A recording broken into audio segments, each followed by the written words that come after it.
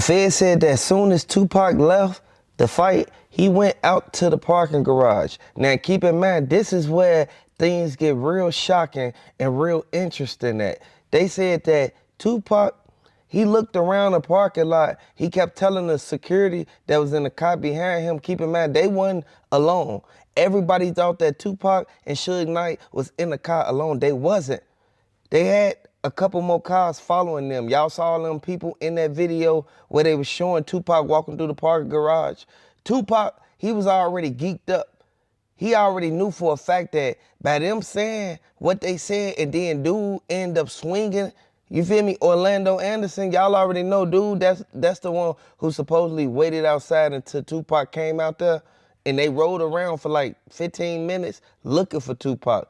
Tupac and them, they was still trying to get themselves together while they was inside. Now, the truck that was right behind them, the dude that was driving it, he ended up saying that Snoop Dogg, Diddy, and a couple more other people had something to do with what happened to Tupac. And I want everybody to know, this is coming straight from Harlem. Everybody know for a fact that Snoop Dogg, he did his thing, but how he moved strategic.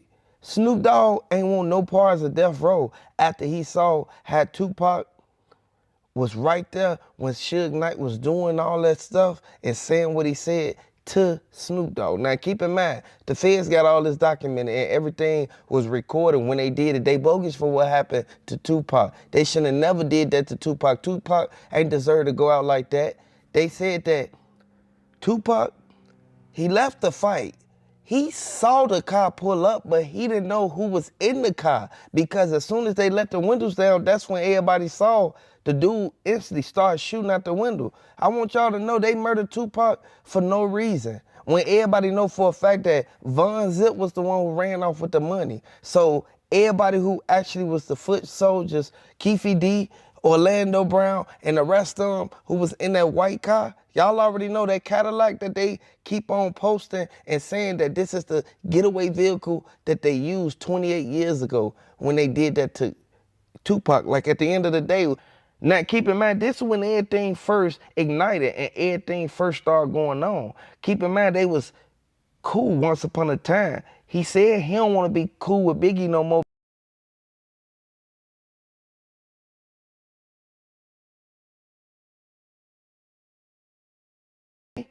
I don't know how true that is, but Diddy, if you pulled a gun on Tupac when you was the one that actually invited him over there, you bogus for what you did. And this is why everybody's sitting back looking at it as if you're like, yeah, Diddy, he capable of giving them bread to put on somebody's head. You feel me? He did it plenty of times. Look what happened to all the other people who came before Tupac who got into it with Diddy. Now, everybody knew that Biggie Smalls, he was trying to keep it to where him and Tupac was still tight after the police ran up in their apartment and found them guns. And B.I.G., he ran out and left Tupac in there, and they end up charging Tupac with Biggie guns. Y'all know what I'm talking about.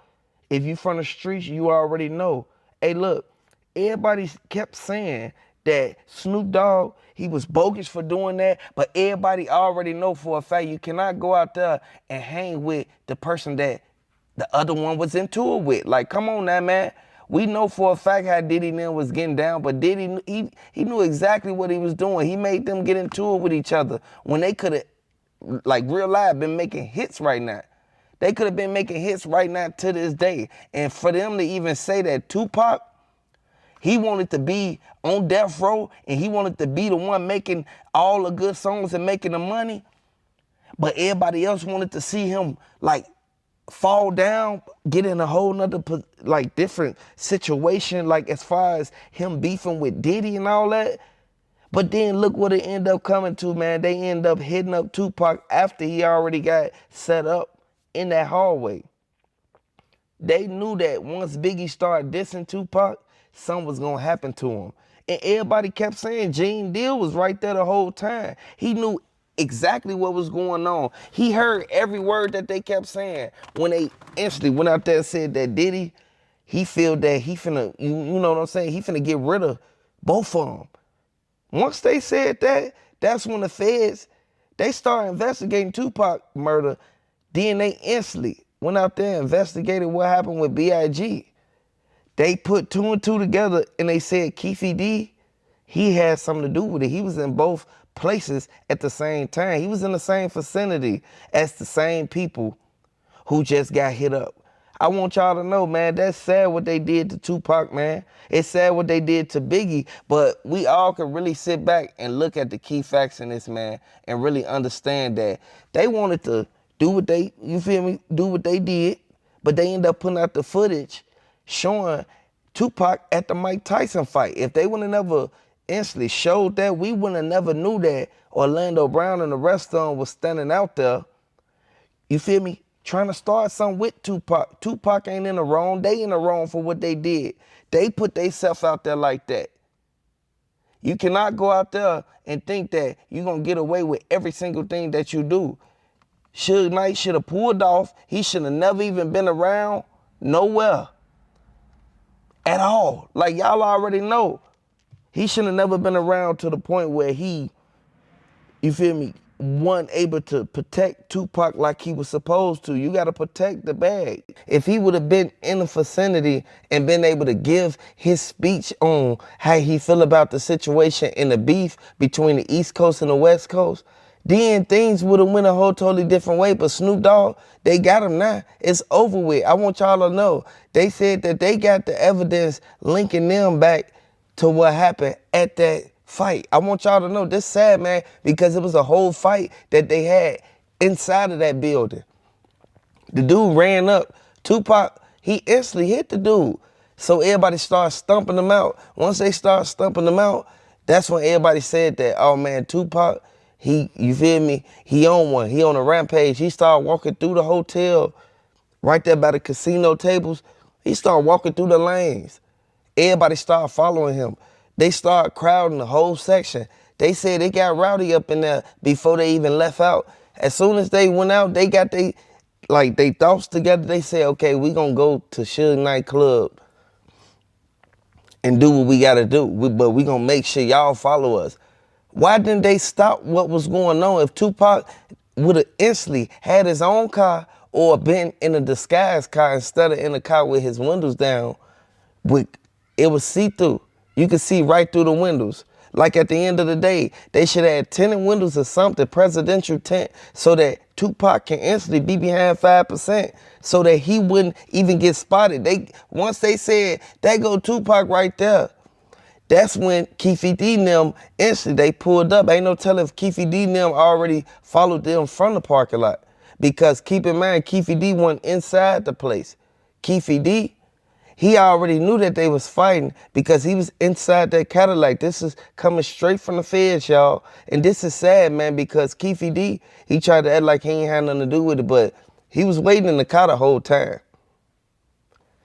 As soon as you feel me, his people came out, Orlando, he instantly told them, like, hey, Keef, man, we need to follow them. We need to see where Tupac at. And this is how they knew exactly where to catch Tupac at. Prosecutors say that Davis arranged the shooting, which also wounded Death Row Records CEO Suge Knight, who was in the car. CNN is learning that Suge Knight is among the potential witnesses in this case, as well as Sean Diddy Combs, who could be called to testify. Let's bring in CNN legal analyst and former prosecutor Joey Jackson. Joey, great to see you as always. First, as we talk about jury selection, talk to us about what both sides are looking for in jurors, noting that the judge granted only partial sequestration for this upcoming jury. Yeah, Bars, good to be with you. And so the essence of any jury is that they could be fair and impartial. We know that this is a murder case. No, prosecutors are not suggesting or saying that he pulled, that is KeefeD, Mr. Davis pulled the actual trigger, but under what's called accomplice liability. If you're aiding, abetting, counseling, encouraging, then you're equally as guilty. But before you get down to the factual determinations as to whether or not he intended and engaged engaged in premeditation with regard to this murder, and there's also a gang enhancement to the extent that they're alleging prosecutors that he was involved in a gang at the time, the Crips. What you have to get down to is whether you can select a jury who can hear and be receptive to this evidence. And so the essence of it is jurors will be weeded out by making the determination as to first scheduling. Are they available to do the case? Do they have any hardships that might keep them away from the case? And then you get to the core issues of, hey, what do you think about celebrity and what do you think about fame? And by the way, have you read the book that Mr. Davis has put out on this particular issue? Have you listened to any podcasts? Have you listened to anything else with respect to what may be in the public domain? And if you have you formalized any opinions that would not make you an effective juror? Last point on that issue. In the event jurors say, hey, you know, I can't be fair, I can't be impartial, I love Tupac, whoever did it, and I think he did, you know, should be held accountable, then you're excused for cause. When that happens, Boris, anyone can be excused for cause if they exhibit that type of bias, and you could do that all day and all night. They're unlimited. And then you get down to, after the for cause challenges, which they just can't sit, each side has 8 peremptory challenges in which you can excuse jurors for any basis whatsoever, as long as it's not predicated upon some racial exclusionary ground. And that's how this will unfold as they ultimately try to, prosecutors in the defense with the court, select 12 jurors, who will hear this case, and probably about 4 to 6 alternates, because you want those people in place in case the trial goes on, and it's expected to last a couple of months. Yeah. Joey, given that news we just got about Suge Knight and even Sean Diddy Combs potentially testifying, I remember watching an interview back in the 90s when Suge Knight was asked about this, and he said something to the effect of, I know who killed Tupac, but I'm not a snitch. I'm not going to say anything. Sean Diddy Combs has denied any wrongdoing, any involvement in this incident. Do you think they actually will get called to the stand by the prosecution?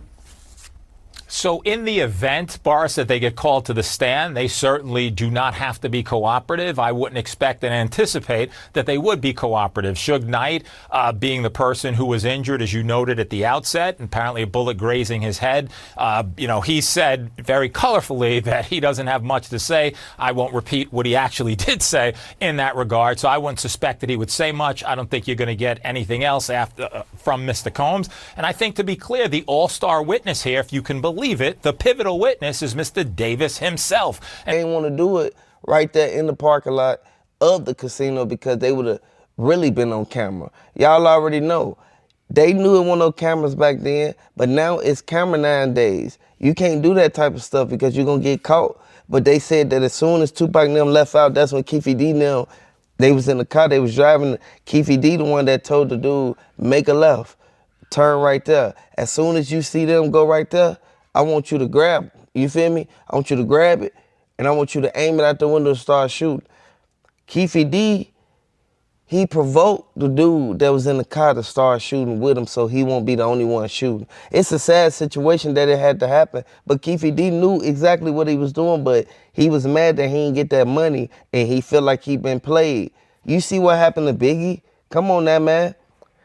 Ain't no telling if KeefeD knew that they was gonna plot on Biggie next. Come on now, Greg Caden, that's the man who was working on this case for a long time, man. I would like to send my condolences out to Tupac. I would like to send my condolences out to his family, man, because they said that they not gonna stop until they actually get the right people. It's so many people who knew exactly what the play was. They ain't want to say nothing, man. They ain't want to warn Tupac. Bad boy like I'm signed to Diddy. I'm laughing, I just put a 10 on his fitty. I'm wiping his nose. Checking to me when you come to my city. Green bean flash, put that on the fit. Wiping your nose if I left out the door. Play with me, spinning your bin with a glitz. I'm clouded up, I don't see none of you. I'm stopping that car if I see you up.